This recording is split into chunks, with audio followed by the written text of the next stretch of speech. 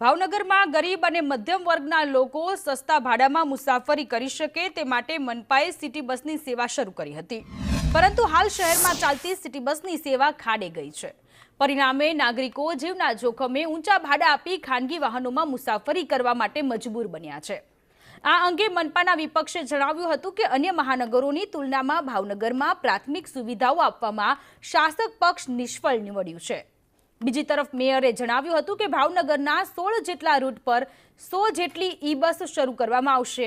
આ ઈ બસ સેવાનો લાભ શહેરથી 28 કિલોમીટરની રેન્જમાં પ્રજાજનોને મળશે। પણ શહેર આપણે લઈ લ્યો કે રાજકોટ, અમદાવાદ, સિટી બસની ખૂબ સરસ વ્યવસ્થા હોય છે, જ્યારે ભાવનગરની અંદર એક બસ હતી એટલે કે ઝીરો થઈ ગઈ। સામાન્ય ગરીબ માણસ પોતે પોતાના ઘેરથી બજાર સુધી અવર જવર માટે એક પ્રાથમિક સુવિધા સિટી બસ જરૂરી જ છે। ભાવનગર મહાનગરપાલિકા માટે બસની વ્યવસ્થા હોવી જ જોઈએ। ત્યારે શાસક પક્ષો તેના ઉપર ધ્યાન નહીં દે અને મોટા મોટા વાયદા કર્યા છે કે 100 બસ આવશે, ઈ બસ આવશે, આમ કરીશું તેમ કરીશું અને આ બસ ખોડિયાર જશે, બીજા ગામડાઓમાં જશે। પણ જ્યારે ભાવનગર શહેરની પ્રજા અત્યારે ત્રાહિમામ હોય તો શાસકોને અને કમિશનરશ્રીને હું અપેક્ષા રાખું છું કે ભાવનગર શહેર પરથી સુવિધાઓ તો ચાલુ કરવી જ જોઈએ। ભાવનગરના પ્રજાજનો માટે વાહન વ્યવસ્થા ખૂબ સારી કરવામાં આવી રહી છે।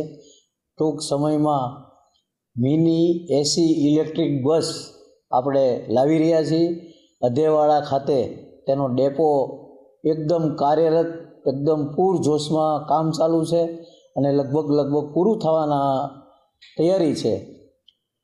આપણે ભાવનગર શહેરમાં અત્યારે 16 રૂટ પણ નક્કી કરી નાખ્યા છે। પૂરી 100 બસ આવવાની છે। 28 કિલોમીટરના ઘેરાવામાં આપણે બસ ફેરવવાના છીએ, એટલે કે આપણે કદાચ કોળિયાક પણ લઈ જઈ શકીએ, ખોડિયાર મંદિર પણ લઈ જઈ શકીએ, સિહોર પણ લઈ જઈ શકીએ।